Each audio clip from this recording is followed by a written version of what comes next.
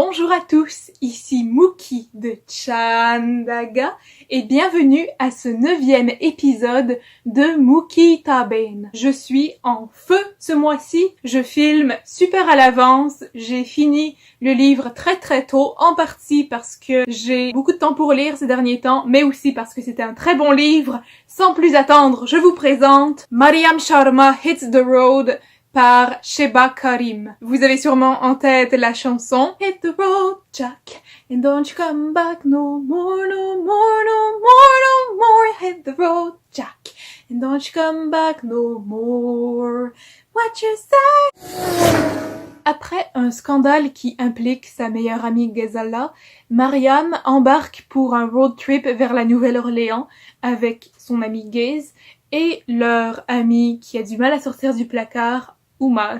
Durant ce voyage, les trois amis seront confrontés à diverses épreuves, notamment l'homophobie, l'islamophobie, l'homophobie au sein de la communauté musulmane et aussi des conflits parentaux, familiaux, personnels. Ils surmonteront tous ensemble puisque rien n'est à l'épreuve de leur amitié.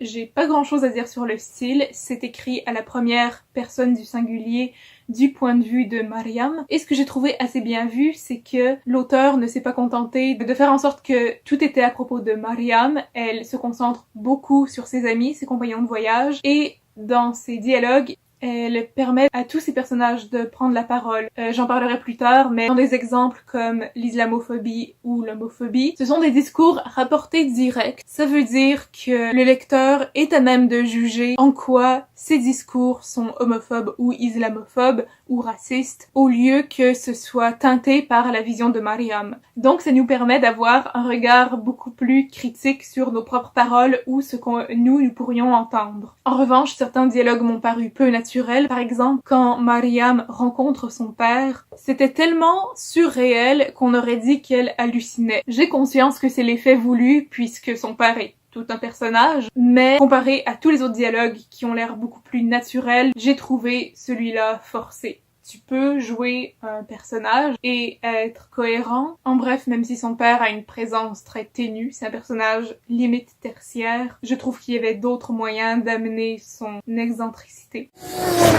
Nous allons nous concentrer sur les trois personnages principaux, Mariam, Ghazala et Umar. Mariam est celle à laquelle je me suis le plus identifiée parce qu'elle est très engagée au niveau environnemental. Mariam est une indo-pakistanaise, son père est indien et sa mère est pakistanaise, et elle vit aux États-Unis avec son frère et sa mère. Elle a une très belle relation avec sa mère, très ouverte. Ses amis d'ailleurs sont toujours extrêmement étonnés parce qu'ils n'ont pas une relation aussi aimante et honnête avec leurs propres parents que Mariam a avec sa mère, qui est très compréhensive de ses besoins, de ses interrogations et de ses doutes. Mariam est aussi, naturellement, celle qui a le plus grand développement psychologique. Elle apprend pendant ce road trip à vraiment se pardonner ses erreurs, ce qui est très important quand on est jeune et qu'on pense que notre vie s'arrête là parce qu'on a fait une erreur. Je m'identifie tellement à cette situation parce qu'on a pas assez de recul quand on est jeune, quand on a 17-18 ans. On s'imagine que tout est tracé d'avance et en fait, rien n'est tracé d'avance. Ensuite, nous avons Ghazala qui est à l'origine du road trip puisqu'elle a provoqué un scandale dans leur communauté. Elle a au contraire une relation très tendue avec ses parents. Sa mère la traite de prostituée, sérieusement.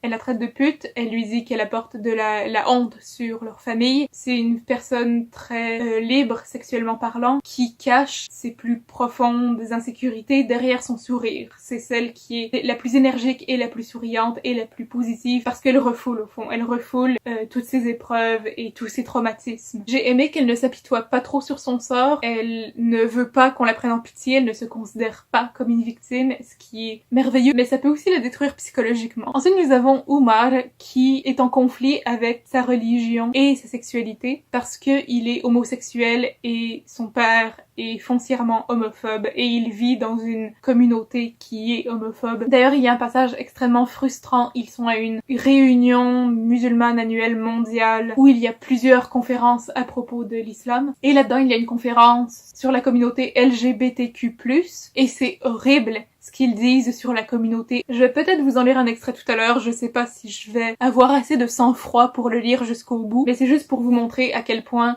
Sheba Karim ne sait pas voiler la face en présentant un univers où tout le monde était tolérant Elle nous fait vraiment voir les deux côtés de la médaille, ce qui est très prisé sur Chandaga. Umar, donc, est aussi une drag queen qui a créé le personnage de Tabitha, et c'est aussi un excellent chanteur, il est très sensible, c'est aussi une personnalité sarcastique, il est très attachant, et j'ai aussi aimé qu'il ouvre le dialogue sur comment se comporter avec un membre de la communauté LGBTQ+, parce que Mariam et Gaze essaient de lui faire rencontrer un autre garçon qui est aussi homosexuel, mais qui a du mal à sortir du placard, apparemment. Et Umar leur dit, c'est en fait un dialogue très fréquent, c'est pas parce que vous rencontrez deux homosexuels qu'automatiquement ils vont devoir être en couple. On fait pas ça avec les hétérosexuels, alors pourquoi on fait ça avec les homosexuels? C'est une bonne question. Mookie au montage. Ici, j'ai oublié de parler de l'aspect religieux d'Umar, qui est en fait très important puisque, comme je l'ai dit, Umar est en conflit avec sa religion et avec sa sexualité. Umar a une vision très rassurante de sa religion. Chaque fois que ses amis et lui se retrouvent dans des situations rocambolesques, et ça arrive très souvent dans le roman, il adresse une courte prière pour demander la protection, et il fait sa prière tous les jours. Il a même une application pour avoir une alerte de quand est-ce qu'il doit faire la prière, et il a aussi une application pour trouver la Qibla, qui est la direction vers laquelle orienter sa prière. Il y a même une scène où ils sont dans un restaurant et où l'alarme, qui est l'appel à la prière Allahu Akbar, se fait entendre dans un endroit où ils sont en minorité et où ils sont, mettons, pas confortables. Alors ça donne lieu à des beaux moments plus ou moins humoristiques et qui donnent lieu à des messages assez importants. Donc c'est ça, c'est tout l'aspect religieux de Umar qui veut continuer à pratiquer sa religion, même si théoriquement sa religion l'accepte, mais en pratique sa religion ne l'accepte pas, et c'est ce qui est mêlant dans cette histoire et aussi discriminatoire. C'est une histoire de road trip, ça faisait des semaines et des mois que je ziotais ce magnifique livre et je me disais ça serait vraiment une belle lecture d'été. Je m'attendais à ce que l'histoire soit plus légère honnêtement, mais une histoire de road trip ça sonne vraiment été. Je pense que ça se déroule en été ou au printemps, je m'en souviens déjà plus, ça va bien, j'ai trop lu. Et je dois avouer que puisque je me construisais beaucoup d'attentes, je m'attendais naturellement à ce que ce soit plus léger et que la fin ne soit pas aussi abrupte. Je m'attendais à ce qu'il y ait un retour aux sources, qu'il rentre à la maison. Il y a une grosse résolution, et après, c'est fini, on n'en parle plus. Je m'attendais à plus. J'aurais souhaité que le livre, pour une fois, soit plus long. Les trois personnages étaient superbement bien mis en lumière, chacun avait son moment, tout est bien réparti, bien partagé. En bref, c'est une superbe histoire sur l'amitié. Il y a un peu d'histoire sur la famille, il y a beaucoup de dialogues sur divers sujets, mais c'est surtout une magnifique histoire sur comment tu peux supporter tes amis en temps de crise, comment tu peux leur montrer ton soutien, comment tu peux déconner, t'amuser avec eux sur un road trip pendant un voyage. Une amitié à laquelle j'ai pu m'identifier parce que je suis très proche de mes amis que j'aime beaucoup avec tout mon cœur. Mouah. Et si vous avez des amitiés aussi profondes, je suis sûre que vous pourrez vous identifier avec grande joie.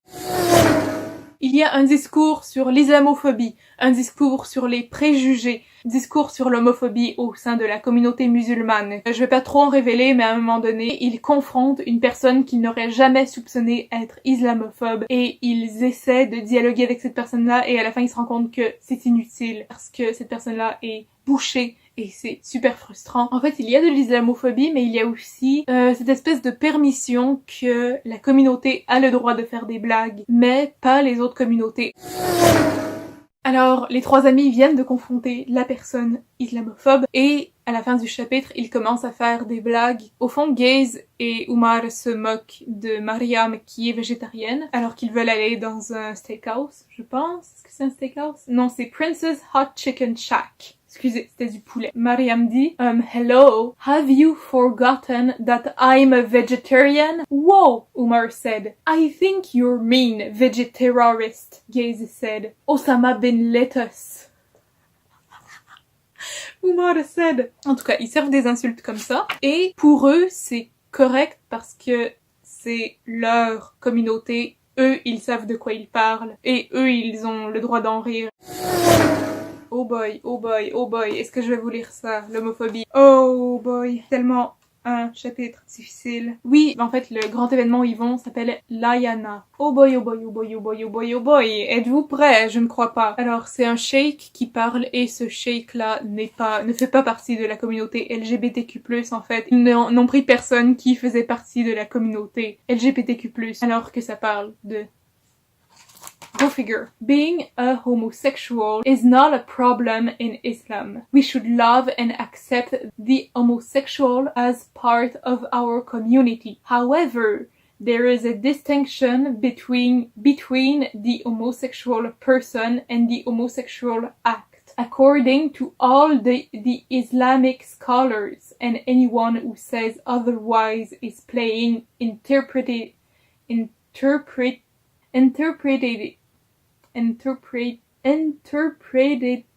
games open to interpretation. Yada yada yada yada.